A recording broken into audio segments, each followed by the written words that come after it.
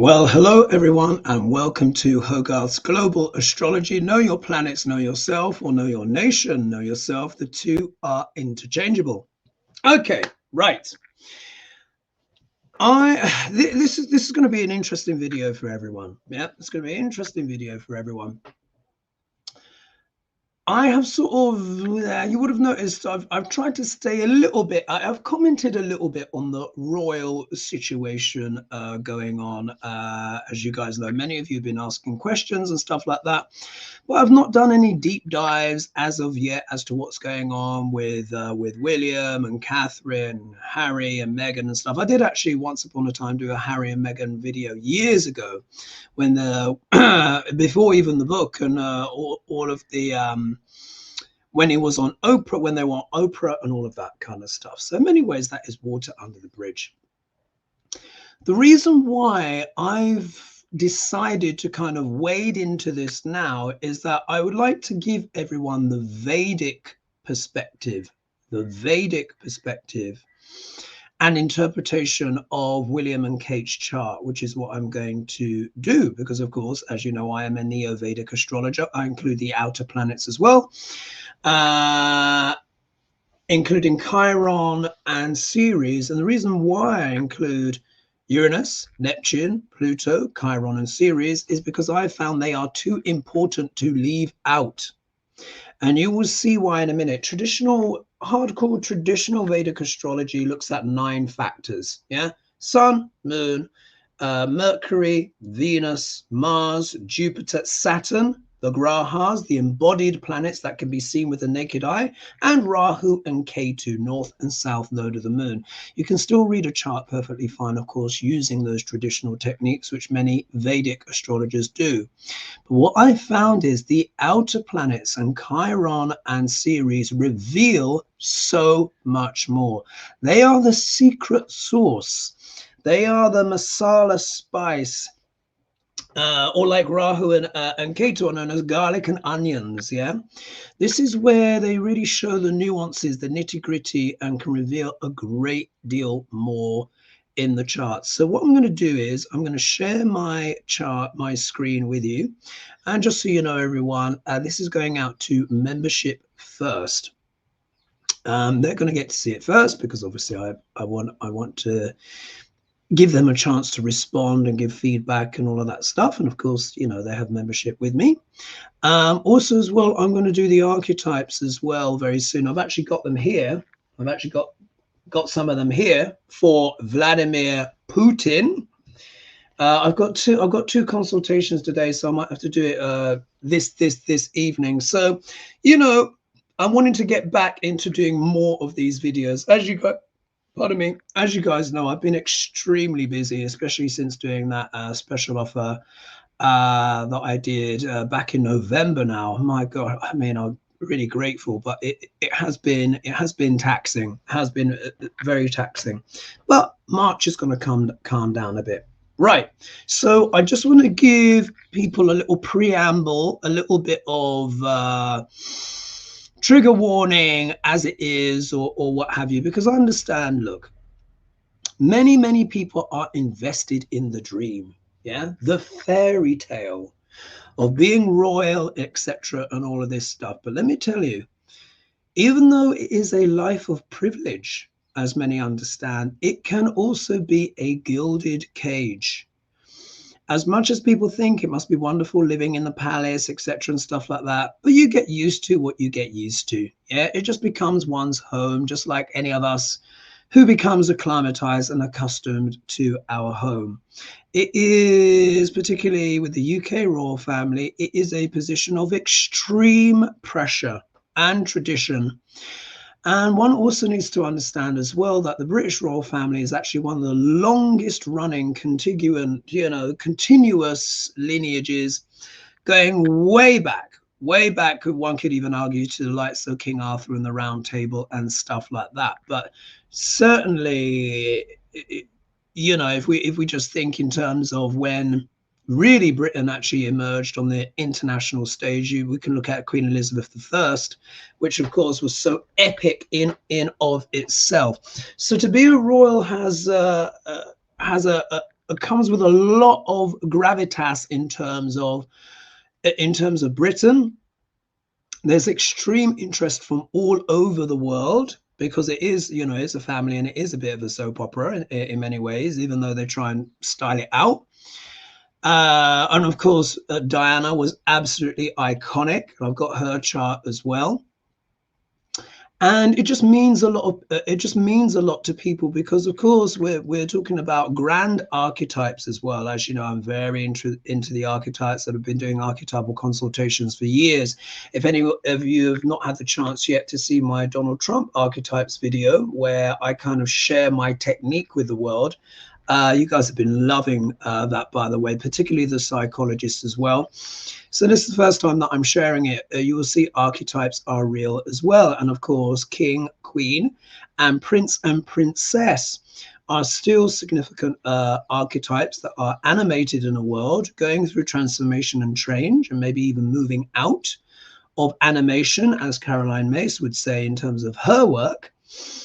But nonetheless, it's still impactful and it's still important. One thing that you will also see as well is the concept of royal ascendance, which I will share with you. Yeah, I will share with you, and you can see how this kind of stuff plays out. So it's mainly going to be on Catherine and William, and I'll see if I can squeeze in a little bit of Harry and Meghan and Diana, just for some reference points so you can see how these parts work. But I'm going to start with Catherine first. Now, what I would say is before I share her chart, I really do feel for Catherine. Yeah, she is really going through it right now, really going through it. When I open up her chart and when I point out certain aspects and certain things, it will all start to make sense. And really, my heart goes out to her. She's having a very challenging time, like a lot of people with her ascendant are right now, and this all makes sense. We'll also look at William's chart as well. So what I'm going to do is I'm going to get up Kate's chart, and then we're going to look at her life, some of the things that she's dealing with, and then we will look at William via her chart, because planets are people. I need to say it much more, and I always forget. And then we'll look at William's chart, and then we'll look a little bit, because you can also see Harry, of course, in William's chart and stuff like that. You can even see how Meghan is connected as well. Vedic astrology, as you know, follows the true placements of the stars. What do I mean by that? And this is just something I have to say as a caveat at the start, because obviously most of us in the West are under the auspices of Western tropical astrology, you know, which is fine. However, Vedic astrology, Babylonian astrology, and a lot of the ancient astrologies, let's not forget that Vedic astrology is at least 5,000 years old, at least. Some actually say 10,000 years old, at least, because much of it was oral tradition. So it's up there with the Babylonian astrology and all of this kind of stuff. It's ancient and it still works. It is sidereal. What does that mean? It means it takes the movement of the stars into account. The stars are slowly moving backwards by 1 degree every 72 years or so. They don't wait until the 71st or 72nd year to move. They're just slowly moving backwards. Procession is to move forward. Precession is to move backwards. So the stars precess. It's called precession of the equinoxes. Please Google it. It is bona fide science, and I'm not talking BS here. This is real science. It's physics. People know this. People who know their science know that the stars are moving backwards because the Earth's orbit has a slight wobble to it. And this is also part of a cycle of approximately 24,000 years, which is also talking about the yugas. But really, the total precession is around about 26,000 years all in. And this is also in my book, Upcoming Stuff, where all of this will be clearly explained in language that people can understand. Now, you will know this already, or maybe you don't know this already. Western astrology does not, I repeat, Western astrology does not take precession of the equinoxes into account. Yeah, I'm not saying Western astrology doesn't work. Of course it works. But I'm saying it doesn't take that precession into account. The last time that Vedic astrology and Western astrology were in similar places was around about the fall of Rome. The fall of Rome was approximately between 420 and 446 AD. Yeah, long time ago. Yeah, long time ago. They actually say it was around about 446 AD with the death of the last emperor at the hands of the Visigoths or whoever was rampaging through at that time. But either way, you can imagine a lot of time has moved since then. We are, today's date actually is the 21st of February, 2024. So we divide up the sky into equal portions of 30 degrees, and the stars has moved backwards by almost 24 degrees out of 30, which means the overlap between the two disciplines now is only 6 degrees, which means most people in Vedic charts move back by almost one whole sign. And this is why sometimes you guys are confused when you go, oh no, but Pluto's in Aquarius and stuff like that. No, he's not. His body is in Capricorn. Anyway, enough of that lecture there. Let's dive into Kate's chart. And I've got to kind of keep this, probably to about 50 minutes because I've literally got a consultation after this. I was doing a bit of research before and certain things I needed to do anyway. Right, so I'm going to share my screen. And the first chart we're going to look at is Kate's. And I'll go over it briefly because, of course, you know, I don't want this to be an exhaustive because I want to try and obviously get as much information in as possible. Now, if we look here, you should be able to see, 1 minute, there we are. You can see Kate's chart. Now let's just move this in a little. Oh, come on, software, please don't play around. Oh, for heaven's sake. Un momento. Let me just move that over, because I need to be able to see myself a little bit as I do this. Let's go up and let's pull this down a little. Oh, that would do. That would do. Just wanted to be sure that you can, yes, and it is showing. Excellent. Okay, it's showing. So here we are. This is Catherine's chart, Princess of Wales, but of course us Brits know her originally as Kate Middleton, as many of you will know. So of course Kate is her true name, Catherine is her royal name. Now already from a numerological perspective, I've not looked into it yet, but think about it. Names have power, names have energy. When your name changes, your life can change as well, of course. Ask any married woman when she changes her last name. You know, it has literally, it changes those things. It changes those things up. The reason why she's called Catherine is because Catherine is one of those kind of royal names, as is Victoria or Elizabeth. And in fact, once upon a time, common people were not allowed to be called such names because they were considered exclusively royal. Anyway, I digress. So if we look here, here is here is Catherine, Prince of Wales, Kate Middleton's chart. She was born on the 9th of January 1982 at 7 p.m. in Reading. So she was born in Reading. For people in the UK, that is 0 in terms of the longitude, latitude stuff, because we're Greenwich Mean Time. Anyway, you will see here, according to Vedic astrology, her ascendant is not Leo, as they would have her in Western tropical. Her ascendant is Aslesha. Her ascendant is Cancer, but the nakshatra her ascendant is in Aslesha. This already tells me a great deal about Kate's true inner nature. First of all, she has a royal ascendant. Royal.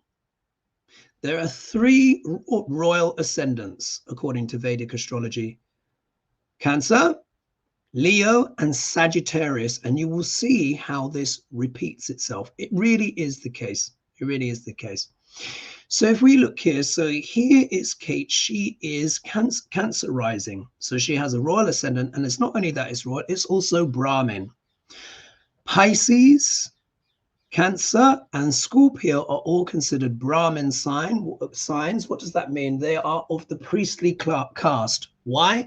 Because they're water signs, and water is the most spiritual, intuitive, and one of the most creative of all the ascendants. So there is an innate spiritual quality, or spirituality tends to want to come through quite strongly with those ascendants, and they're all sensitive. We need to remember that they are all sensitive. So there's that. Now, if we look over here, you see where it says LG. So you see here her ascendant degree is at 26 degrees, 21 minutes of Cancer, but it's in Aslesha Nakshatra. Now, every Nakshatra, there's 27 of them.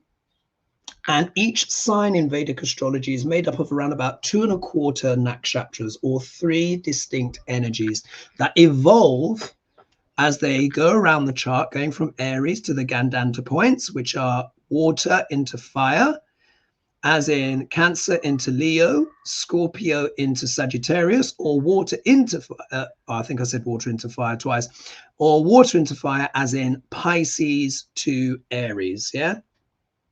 So, yeah, actually, yeah, it's all water into fire. Exactly. Yeah, I was right. Yes. So these are the Gandanta points where it is said that the sky is tied together, and these points are also known as drowning points. Now, this is going to be very relevant because the last 2 degrees of a water sign, so we're talking 28 degrees onwards, or even 27.55 or something like that, and the first 2 degrees of the next sign are the drowning points. Now, this is very important, and I'll explain why in a minute. So her rising sign is Cancer, but it's in Aslesha. Aslesha Nakshatra, the deities associated with this nakshatra are called the Nagas. And the Nagas are said to be effectively a dragon race of people that are said to live under the world, underground in a world illuminated by beautiful gemstones. Go with it here. This is Vedic astrology. It's very mythological and fantastical, but surprisingly real. Now, what is the Nagas? Aslesha ascendant. Now, I know this one because this is my ascendant is in Aslesha as well. It's a very mystical ascendant. It deals with mysticism, hidden knowledge, the occult, esotericism, spirituality. Yeah, there is an intensity as well to this nakshatra as well. Aslesha is also known as the entwiner. It's associated with serpents, dragons and serpents. It can be emotionally tumultuous and volatile and very intense. This is a Mercury-ruled nakshatra, so it also deals with commerce, business, entrepreneurship, and stuff like that. Also deals with intelligence. And Aslesha, when a person is manifesting in the higher energies of Aslesha, that can create a very spiritual and mystical person who's able to go deep, deep, deep into the insights of almost anything, especially when it comes to the occult, the hidden world, astrology, spirituality, tarot, Reiki, etc. It could be any of those things. It gives a lot of gifts for those arts, because Mercury is also a very curious planet. He loves to do research. And of course, Cancer is ruled by the moon, which is a very sensitive and spiritual planet. Mercury is considered the love child of the moon. So Aslesha in particular has some of the most sensitive aspects of Cancer here. And this is often where Cancerians get their reputation of moodiness from. Right. However, there is a shadow to Aslesha, and the shadow of Aslesha is actually very deep, and it can get very dark.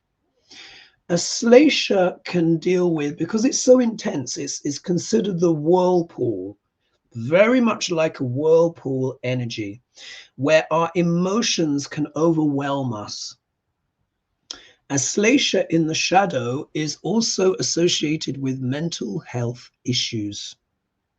And again, for entertainment purposes only. Yeah. Some of you may get triggered by these various things that I'm going to point out, but I know these to be the case. I've read so many charts now. Remember, I began astrology when I was 8 years old. I'm going to be 45 this year. Yeah, it's a long time. And with the Vedic astrology, obviously, since my YouTube, I've been working at scale. So I know what this stuff means. Yeah, how it plays out. So with the shadow of Aslesha, a person can find it very difficult to let go of sometimes negative emotions or thought patterns. There can be an obsessive compulsive element here as well when it comes to this nakshatra. It gives great gifts, but one has to use that spirituality well. That's really what the virtue of this nakshatra is, the mysticism, where solving complex and sophisticated esoteric issues. This also has a lot to do with magic. But the dark side of this nakshatra can be very dark indeed. A person can feel overwhelmed by their feelings, their emotions.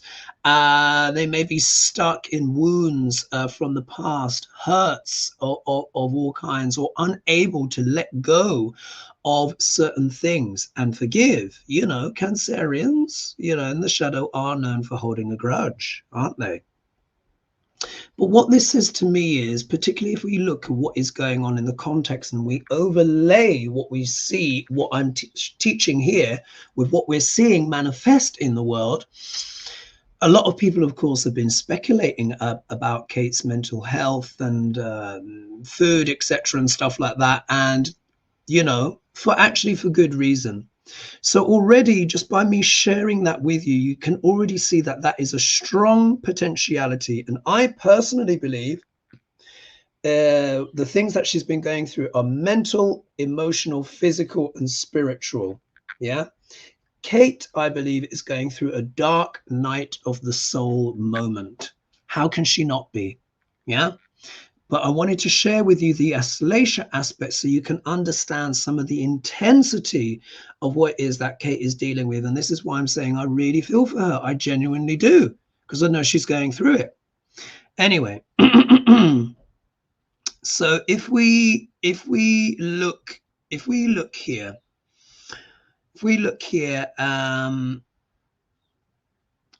what are some of the issues? Now, remember saying planets are people. Planets are people. I don't say it enough. When I'm doing my live shows, I always forget. You know what it's like. We get the giddy up, on Hogarth, or I'm on my Thursday fry up, and one thing flows into another, and then before you know it, the time's gone. So planets, any houses that are empty, it doesn't mean that they don't work, but planets that have houses that have planets in them have more emphasis. Planets are people. Jupiter, for example, is a very, very significant planet, particularly for women's charts. Now, what does Jupiter represent? Jupiter, for males or females, represents the significant men in our lives. The significant men in our lives. They could be teachers, mentors, etc., brothers, bosses, anyone who's making a significant impact. The Sanskrit name for Jupiter is also Guru, but Jupiter also represents secondary characteristics of the father. But most importantly, in a woman's chart, in a heterosexual woman's chart, Jupiter represents the husband. I want you to remember that. This is really important, the husband. So here, when we're looking at 1, 2, 3, 4, when we're looking at Kate's fourth house, now remember the fourth house is the heart chakra, the home. It has it deals with childhood, growing up, etc., and all of this kind of stuff. In Vedic astrology, we see the first 4 houses as childhood. So 1, 2, 3, 4, childhood. Houses 5, 6, 7, 8 deal with puberty and maturation. Houses 9, 10, 11, 12 deal with our adult lives and our legacies, etc. So we can see here, I won't go so much into Kate's childhood, but there's things going on there. Let's just say, I want to focus on William because, of course, William is her husband. So when we're looking at Jupiter here, we're not just looking at Kate's sense of spirituality or teachings, etc., and stuff like that. Now, we're looking at William as her husband. Now, Jupiter in the fourth house increases its power. Why? Because Jupiter is exalted in the sign of Cancer, but the fourth house also has the energy of Cancer. So whenever you see Jupiter in the fourth, it will strengthen that impact. And of course, her husband is a prince and will soon one day be king. But this energy here is complex. This is complex energy. Why? Because we see Pluto is here and Ceres. This is very important. Now, these are things that I'm actually putting in I've put in my astrology book. It will come out, guys, I promise you. I've just been so busy. I'm literally like finishing off illustrations and stuff, and there's other bells and whistles that need to be done, but it's written. Now, this is very important because planets together will always blend and share their energy, whether they like each other or not. You will see here Jupiter is with Pluto, but look at the sign Jupiter is in. It's in the sign of Libra. Technically, this is an enemy sign. Why? Who are the friends? The planets have friendships, enmities, neutralities with each other, etc. Sun, Moon, Jupiter, and Mars, they're all friends and they all do well in each other's signs, except Mars technically debilitates in the sign of Cancer, which belongs to his good friend, the Moon, but he is delighted. Mars is an unusual one, an exception. Saturn, who are called Balloon Popper, Mercury, and Venus, they're all friends and they all do well in each other's signs, except Venus technically debilitates in the sign of Virgo, which belongs to her best friend Mercury. She's delighted, but not as delighted as Mars. Jupiter is a jolly planet. He is a great benefic, but the results he gives depends, of course, on his dignity, like with all the planets, which sign he's in. Jupiter in Libra is in an enemy sign. Why? Because Jupiter and Venus are not friends. And of course, Taurus and Libra belong to Venus. So there's issues here already. But there's more. If this Jupiter were just here on its own, then it'd be like, okay, maybe it could be that. Because what is Libra all about? Libra is all about partnerships, trades, goods, services, marriage, etc. It is about contracts. It is about diplomacy. It's also the masculine expression of Venus, because all air signs and fire signs are considered masculine and all earth signs and water signs are considered feminine.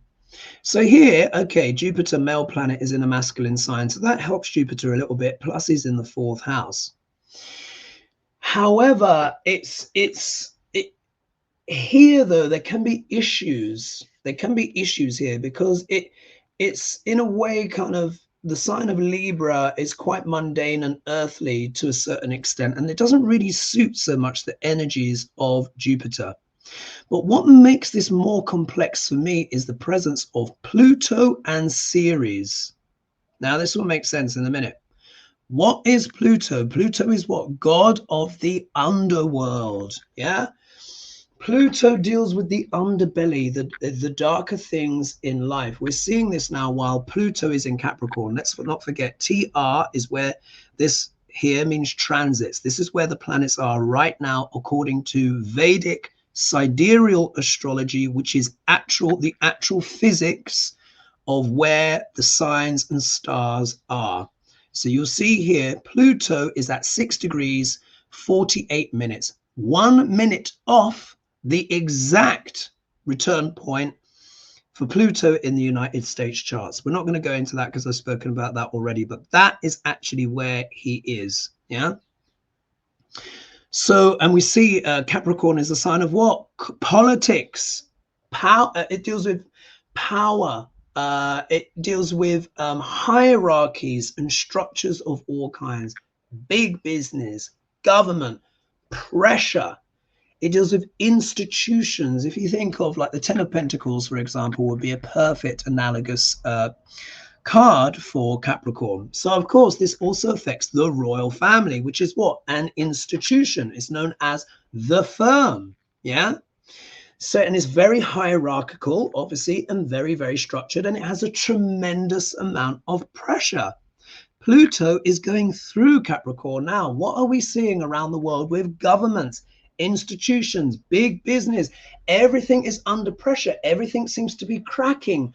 All that is old and it is sort of crumbling in front of our eyes. The royal family is one of the longest running institutions on planet Earth. Is it any wonder then, with Pluto going through Capricorn, that they're also having tumultuous things going on? So here, Pluto is showing that there might be power struggles and issues with the husband. Why am I saying this? Because I have seen it umpteen times. Whenever you see Pluto with Jupiter, it means that there can be power struggles with the husband, or the husband can be very controlling in some kind of way. Yeah, can be very controlling. If we look here, Ceres is here. Now, what is Ceres? Ceres is the Roman name for the goddess Demeter, the Greek goddess Demeter. Now, Demeter had a very famous daughter called Persephone. Now, remember, Persephone was abducted and taken into the underworld by Hades, who is today known as Pluto. Demeter was grieving for her daughter, searched for her everywhere, and because she was the goddess of harvest, in her grief, in her mourning, as she was searching, nothing grew. To the extent everyone was starting to starve, even the gods, because they couldn't, humanity couldn't give them libations anymore. So an agreement had to be reached once Demeter found out what happened to Persephone. And the agreement was, because Hades didn't want to give her back, the agreement was that Persephone would spend spring, summer, and fall with her mother, but every winter she would have to return to the underworld where she had become queen. Everyone forgets this about Persephone. So when she was in the underworld, that is when Demeter was said to be grieving, and hence we have winter. Yeah. That's why every spring Persephone was seen to come back. However, it is more than this. This is what I found. Ceres can show, it shows the matriarchal line. The moon is the matriarchal line as well. Moon is women, but matriarchs in particular. But I found Ceres really is the matriarchal line. It could be great grandmother, grandmother, daughter, and granddaughter energy. However, Ceres, what I found is this. Ceres will show where we give our love and devotion to someone or something. But it can also show where we fear losing something. So we've either lost something and we're trying to get it back, or we have something and we fear losing it. Let's join the dots. Ceres is with the husband. Kate has been fearing and has been battling. She's been trying to hold on to her husband in some shape or form. There's a fear of losing him. Go and look at all the other readers, as you would know. I think I was watching Ellie Dreams Down Under the other day, and she was looking, she pulled some cards for Kate, and she had the Four of Pentacles for Kate, which is what? To hold on to something. Yeah. Here, there's a power struggle between them. And Kate here fears losing William. In my opinion, I think he's lost already. And I think this really started from a couple of years ago. Again, for entertainment purposes only. You guys might be triggered by that. Fine. I read the astrology. Yeah. I read a lot of charts and I know what this stuff means. This is her fight and her struggle. It really is. Because Pluto was the abductor of Persephone. So I found Ceres represents Persephone, Demeter, and Pluto. So we see here there's a lot of Hades energy going on here. However, what I will also say, there is an upshot to this, because there's always a pro and a con and a con and a pro. What I've also found is this: whenever Pluto is with the sun, with the moon, or with Jupiter, as Kate has here, it means that person is a shaman. Yeah? You weren't expecting me to say that, were you? What I am noticing here, Kate is a deeply spiritual person, way more so than we realize. And even as I look at her chart now and do my analysis, I'm like, oh my goodness. This, I think, is part of her psychic struggle because she's very, very sensitive. She's very intuitive. And I can see here in her chart, she's got spiritual gifts. I don't care what anyone says, she has. Yeah. And she is trying to operate within a structure of intense pressure when she's a very, very sensitive person. It also means any of the attacks that have been made upon her, she's probably taken to heart. Yeah, remember that Astrology ascendant. It's probably playing on her mind. But it also shows as well there's a part of her that also wants to be in control as well of her own destiny in terms of her spiritual truth. Yeah, Jupiter is also our spiritual truth, the reason why we're living. It also shows she's a very devoted mother as well. And she's probably very concerned about her children, etc., and their well-being. So we see here it's complex. It can also show as well that William might have a spiritual component to him as well. But I think in terms of her and for the dynamics within the marriage, it's expressing itself more as a struggle, which is also triggering this dark night of the soul. Now, I want to show you something important here, because there is another factor. What I've seen in people's charts is this. When the houses in Vedic astrology are also seen as the body parts. Yeah. So the first house, it represents the body overall, but it's not just the body. It also represents the top of the head in particular, because it represents the birthing process. So this is the top of the head, then which is always relative to Aries. She's Cancer rising, but always has the energy of Aries. Second house is relative to Taurus, eyebrows, yeah, face, neck, teeth. Third house, hands, arms, Gemini, etc., so on and so forth. Now, I'm going to share something with you. Now, many of you who have had consultations with me who have this placement will know this, because I pointed it out and we have talked about this at length. So listen up.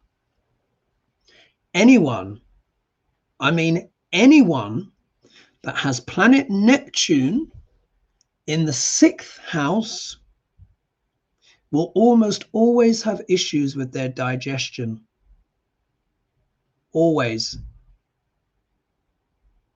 If they're very spiritual, then it calms down. Yeah, calms down. But this is what I've found. And Kate's Neptune and the stellium it creates in a certain body part, now you're going to understand what's going on. Let's count to the 6th house. Let's count to Kate's stomach. 1, 2, 3, 4, 5, 6. Oh, looky here.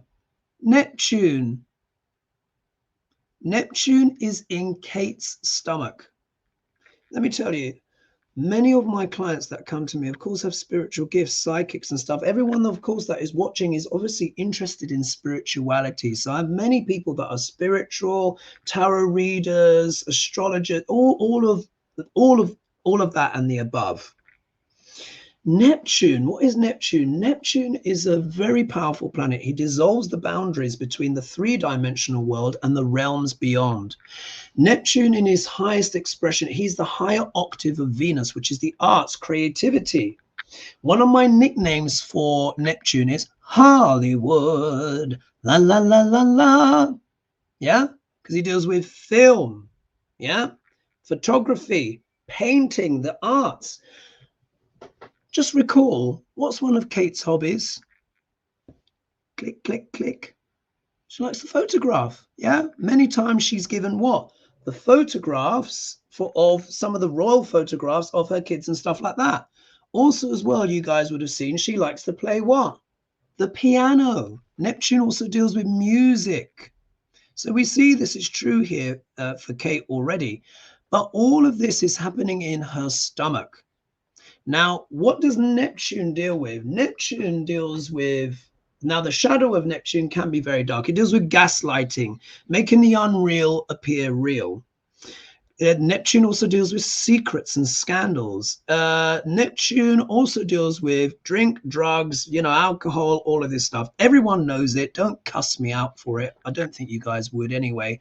But that is what the shadow of Neptune is. It just is. He also deals with fog, illusions, and delusions. Like the shadow side of Neptune would be, I would say, the Seven of Cups. Yeah, it's all foggy and stuff like that.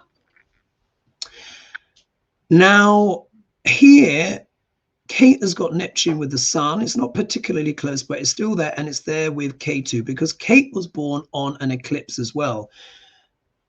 Eclipses, Rahu and Ketu, are known as the king makers. Isn't that interesting? So very often royalty, and actually I must quote a bit of Sam Jeppy here, who did some excellent work in terms of discussing how the eclipses affect royalty and popes and stuff like that. But I would also say global leaders as well. If you think Duck Larange, yeah, Trumpy Trump, he was born on an eclipse.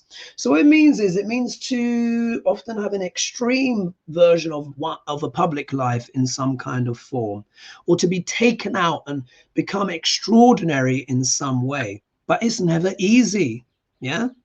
So here we see Ketu. Now, what is Ketu? Ketu is like a little black hole in the chart. Ketu is like a whirlpool, yeah, that sucks things in and down. Wherever Ketu is, ideally you want the nodes of the moon on their own, but how often does that happen, yeah? Or even the malefics on their own. So Saturn, Mars, Rahu, Ketu, and the Sun, ideally you want them on their own, but the planets are always moving and they're always making conjunctions. It's very rare to have them on their own. So it means she's got Neptune with the kingdom. Neptune is the god of the sea, and like the moon, I say he is a tidal planet. It means the tide comes in and comes out, comes in and comes out. It also means that sometimes the kingdom gets foggy. What this shows is there are certain times in Kate's life, and I think she's going through that moment now, where her whole kingdom is tidal, flooded with fog. But let's not forget, this is also happening in her stomach. Now, look, this is very relevant here. Again, for entertainment purposes, but follow my logic here. The sun is said to burn a hole in whichever house it's in, except the 10th. That's the sun. Ketu is a little black hole, yeah, like a whirlpool. And Neptune is tidal, yeah, and of course can deal with those things that I said, drink, drugs, etc., all of that kind of stuff, and all happening in Kate's stomach. What has she just gone in for? She's gone in for what? Major abdominal surgery. It's like she's got holes in her stomach. It wouldn't surprise me at all if there was issues with a leaky gut syndrome, or there could have been something to do with endometriosis, or there could be things to do with, some people are speculating maybe she had a hysterectomy. There could be stuff like that. But I always felt it's very much to do with the digestion. There could be issues like with Crohn's disease, for example. What if she were to have that? Think of like the weight loss, etc. Which could be a combination of not being able to digest her food properly, not being able to absorb those nutrients, or things that people have speculated in regards to things like a potential eating disorder and stuff like that. I'm not the only one who's mentioned that, so let's calm down about that in case you're getting all hot and bothered, because many people have spoken about this. But it would not surprise me at all. I read the charts, as you know, and I'm showing you the symbolism here, and you guys can see she's got at least 2 holes in the stomach, because the sun burns a hole there and Ketu is a hole. So it shows that her kingdom, remember as well, the sun is what, I say remember, you may not know, the sun is what? Our vitality, how we're showing up in the world, our health. So it shows here what this says to me, because Kate is so kind of psychic, sensitive, intuitive, and she's often holding on to her emotions. Where do we often hold on to the emotions? For men, it tends to be in the shoulders. For women, it tends to be in the stomach. Yeah. not even just women, kids as well. How often, think about it, think about this, think of little boys. Very often when boys want comforting from their mothers, or comforting in general, because they don't feel like they can ask because of gender stereotyping and stuff like that. Very often, now you as parents will know this, when a boy wants a hug from his mother or his dad, he will often complain of having a stomach ache. Yeah? But we all know grief. What happens in grief for a lot of people? It goes to either one extreme. You either stop eating or you overeat. Yeah. So Kate's been dealing with a lot of stuff, a lot of grief, maybe because some of these challenges here where she fears losing her husband to someone or something. Yeah. Over here, you can see the power struggle. There's Pluto, Hades, with Persephone and Demeter. When we look at the stomach, 2 holes at least in the stomach, very profound ones affecting our health. What I found is particularly for my gifts that are my clients that are very psychic and gifted and stuff like that, when Neptune is in the stomach, they often pull their psychic energy through the stomach.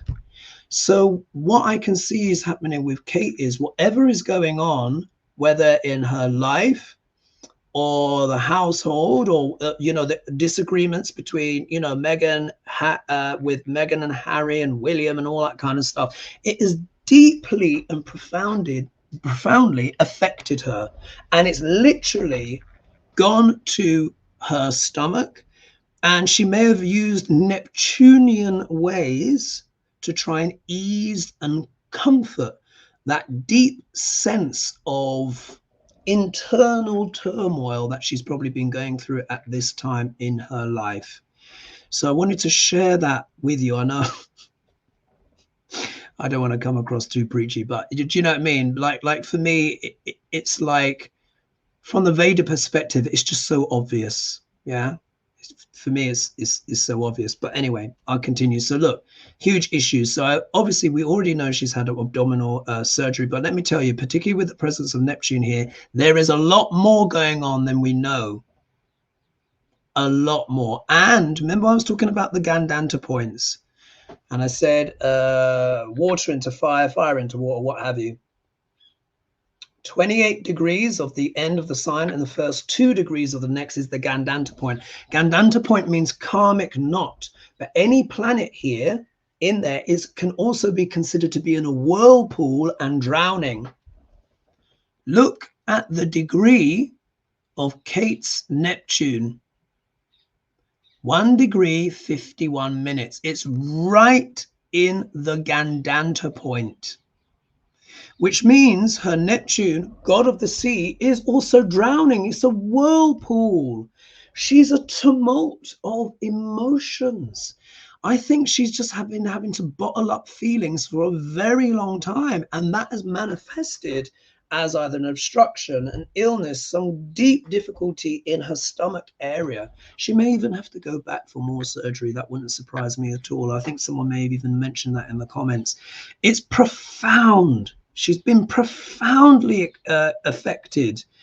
Probably in the earlier days, she was in the, because remember, Neptune is also fantasy, romance. She thought she was living the dream.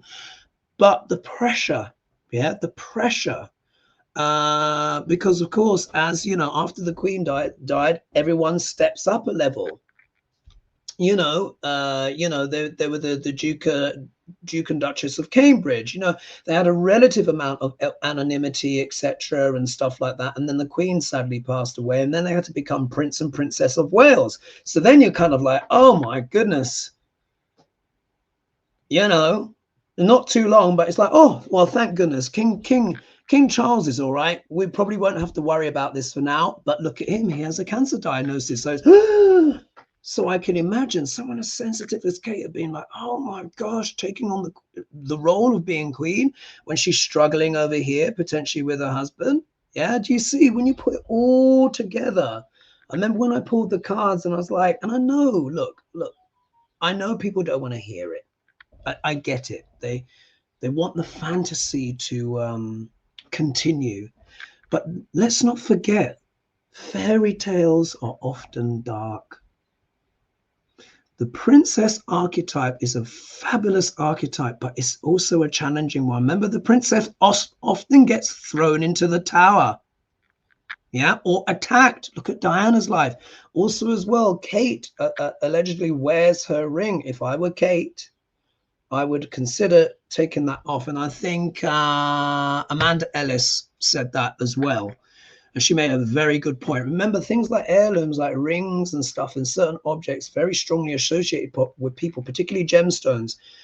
Also, as well, particularly sapphires. Now, I hear that, I think it's a sapphire ring. Sapphire is the stone of Saturn. Be very wary of wearing a sapphire. Can bring a lot of problems forward. I know Elizabeth Taylor's adored sapphires, but my God, she had broke her back twice and went through all sorts of ups and downs. Made her a great person, though. Anyway, I digress. So if we look here, finding out a seventh house, look at the time already. I've only got 10 minutes left. If we look here, what is the seventh house? The seventh house is anyone that's not us. So this is, but it also deals with business, relationships, the outside world, etc. Also talks about the marriage partner. So here we can see this is also representing William again. Here, Venus is with Mercury here. So it shows as well that Kate takes her public duties very seriously, because look, Capricorn is what? A very serious sign. But it can also show as well the partner might be quite strict, yeah, or maybe even at times a little bit cold. Why do I say that? Because Capricorn is known as a cold, disciplined sign, or the partner puts duty ahead of more warm, lovey-dovey feelings. Yeah, there's Venus. Venus is the karka, the indicator for the spouse, and it's in the seventh house, which adds more power to it. And it's in the friendly sign of Capricorn, meaning that the spouse is very influential and also has a lot to do with speaking engagements and stuff like that. If you see here, they're exactly 1 degree apart. So Mercury and Venus are on top of each other. It shows Kate's eloquence as well, and her commitment as well to the firm, wanting to do business, like in the business of being the Princess of Wales, etc. But it can, whenever Venus is in the sign of Capricorn, because Saturn is known as a cold, dry planet, Capricorn is quite harsh. So it can mean sometimes the partner can be a little bit unfeeling, yeah? Or they put duty first or work first. Let's never forget, Capricorn is the sign of pressure and intense work. It can mean the partner is working all the time. Yeah, just look at life. Look at life. You can see I'm not making this stuff up. This is already reported. We already know that William does throw himself into work and stuff like that. So there's a lot going on. If we look here in the 12th house, she's got the moon with Rahu. That's quite extreme in terms of the emotions. Rahu and Ketu, the nodes of the moon, will always trouble the moon. So we can see here, Kate is also dealing with volatile emotions as well. This will also be Kate's mother as well, but I'm not going to go into a wider family and all that kind of stuff. It's in the Nakshatra Purnavasu, which is the mothering deity, Aditi. So we can see here she adores, she does love, her motherhood and all of that kind of stuff. But it shows as well there's some conflicts around that as well, that she feels trying to be a mother in the way that she wants in private, because the 12th house is a private house, and her public duties. So you can see here for Kate, there's a lot of tension. And I want to squeeze in a bit of William if I can. If we look here, Saturn is at 14 degrees, 42 minutes of sidereal Aquarius, which means going through Kate's 8th house, the house of sex, death, and rock and roll, as you know, I referred to it. All Cancerians at the moment, well, not maybe every single one, but a lot of Cancerians are even dealing with health issues at the moment. I'm having my own little health issues from overwork. Yeah, because I do a lot of consultations, videos, blah, blah, blah, etc. And I'm having to look at things in regards to my health as well. Nothing too bad, but I knew Saturn was going to give me some kind of slap around the chops when he moved into sidereal Aquarius on the 17th of January 2023.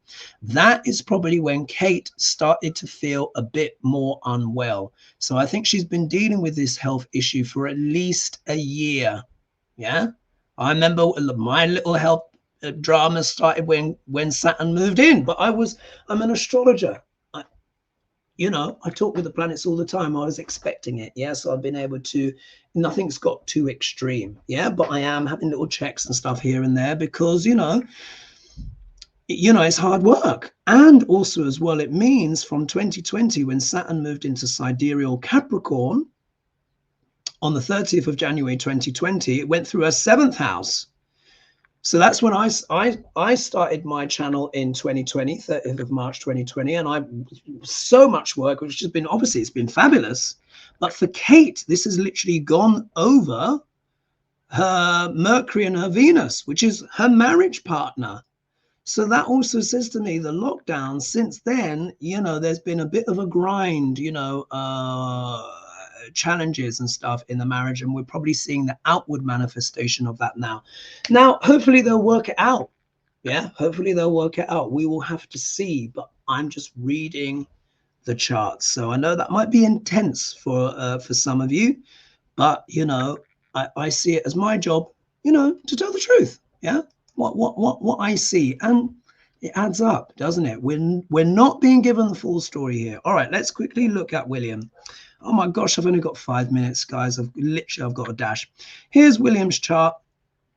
William was born on the 21st of June 1982. So Kate and William are both born in the same year.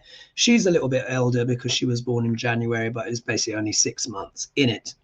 You will see that William is a Sagittarius rising. Remember I said it's a royal ascendant, royal. So you can see here he is, he's royal. He was born on an eclipse, just like Kate was born on an eclipse. And you will notice that his planets here in Ardra are also falling on Kate's planets in her 12th house. But look, for him, it's the 7th house. So this is also speaking about the wife. Yeah. So we saw when we were looking over here that William was showing up in Kate's chart in her 7th house because she's Cancer rising. This way, Kate is showing up in William's chart in the 7th house here. Now, if we look here, here's the sun, here is the moon, and here is Rahu. But look, moon and Rahu are in Ardra. This is a very tumultuous nakshatra. It means extremes. The moon is also the mother. Rahu can deal with fame. And the sun is here is also leaders, etc. So this is also talking about Charles. But this is also talking about Diana. It means what? The mother was extremely famous, extreme in some way. But this is also talking about Kate. And Kate is what? Cancer ascendant, which belongs to the moon. So here you can see it for yourself. And it means the wife is troubled in some way. The wife, it means William and Kate both have tumultuous emotions. What I have found is this. Ardra as well, which is a very tumultuous nakshatra, has a lot to do with mental health as well and stuff like that. So, of course, Diana had her struggles, as we know, with bulimia. And look, this means Kate is also having her struggles as well. As you can see, I'm not making this up. I'm just reading this from the Vedic astrology, from the Vedic placements. These nakshatras really do mean things here. So we can see, yes, there is the potential for Kate to become queen because, of course, the sun and moon are here together. So that's the unification. But this is also as well his outside role as sun and moon. So, of course, sun is the king, moon is queen, etc. And Rahu is bringing those extremes, that eclipse. But it can also mean the mother is eclipsed. The mother suffered an eclipse. We all know what happened to Diana. But because this is the 7th house, it can also mean the wife. So do you see, this is very tumultuous. It's not easy energy. Yeah. If we look down here, you've got Mars and Saturn together. They're both malefics, but they are both enemies. And I'll tell you something remarkable as well. Mars deals with siblings, but brothers in particular. Saturn is an enemy to Mars. Mars is an enemy to Saturn, technically. Whenever I found that in anyone's chart, when Mars is in sidereal Virgo, it often means the brother is estranged. That's what it means. This is William. So obviously, that's Harry. Saturn is a planet of distance, separation. It means that at some point in his life, he was going to separate from Harry. Harry now lives in America. Do you see how powerful this stuff is? I would love to go into more detail, but literally I have to dash. Here, though, you see, hasta, though, means hands. Healing, it can mean healing hands as well. So it looks like William might be interested in healing, Reiki, that kind of stuff. I know he's very interested in his charity work as well. I think he genuinely wants to heal people, because I know he gets a bit of flack depending on which side that you're on. So look, it's not easy being a royal. And if we look here, look, he's got Neptune in the first house as well. Look, same as Kate in the Gandanta point, the whirlpool. Remember, there's been speculation about how much he drinks or not. Neptune in the first house, in the body, with Ketu, the hole, the bottomless hole. Maybe liquids are pouring into the body like a bottomless hole. Yeah. What we have to do is just join the dots on that. You can see what I'm saying there, what could potentially, there might be some truth to those rumors in terms of issues with drink or drugs or alcohol, something like that. However, this is also a very spiritual combination. So let's not forget, in Kate's chart, Pluto was also with Jupiter, showing that the husband can have a shamanic quality. Here, he's got Neptune and Ketu in his first house, in the spiritual sign of Sagittarius as well. So he's spiritual as well. So what I think it is the pressure of the institution, or the stricture of the institution, which is kind of causing a psychological, spiritual, and even physical crisis in Kate and Catherine and William, which they have to kind of try and work it out together, ideally. However, how he's going to work out with that, we have to see, based on looking at him via Kate's chart, etc. And there might be, you know, he might feel his challenges with Kate as well. He may feel like he wants to escape or something like that. We'll have to see how it plays out. But I've got to end it there. But basically, they are both very spiritual people, but probably spiritually frustrated. And that is expressing itself as symptoms, either physical, mental, emotional, or spiritual, psychological. But if they can raise together in spirit, then they'll probably make it through. If not, then of course that would mean choppy waters, yeah, because you've seen that stuff for yourself. But I wish them both the best, and particularly I really feel for Kate. So don't think I'm out here bashing anyone. I've just read the stuff, and that's my perspective on it. I hope you found that interesting. I must dash. Let me know your thoughts in the comments, of course. And of course, if you'd like to join me in my retreat, then please come along in Santa Fe in August. I need to do a newsletter about that. And I need to get everyone on the group email as well. So I will leave it there. I must dash. I hope you found that interesting. I'm going to stop the share. And then let's minimize down. So I will leave it there. Look, yeah, 2 minutes past the hour. I will leave it there, folks. Please don't forget to share, like, and subscribe to support the channel. I hope you found that interesting. I hope you didn't find it too triggering either. But I have to say what I see, yeah? And this is, of course, according to the Vedic placements. But I will leave it there. Thank you so much. Big love, and I will see you on, well, depends when I release this. It's going to go to membership first, so it might come out next week. So today, 21st of February, 2024. Yeah, and it's nearly 5 o'clock. Must dash. I'll leave it there. Big love, everyone. Bye.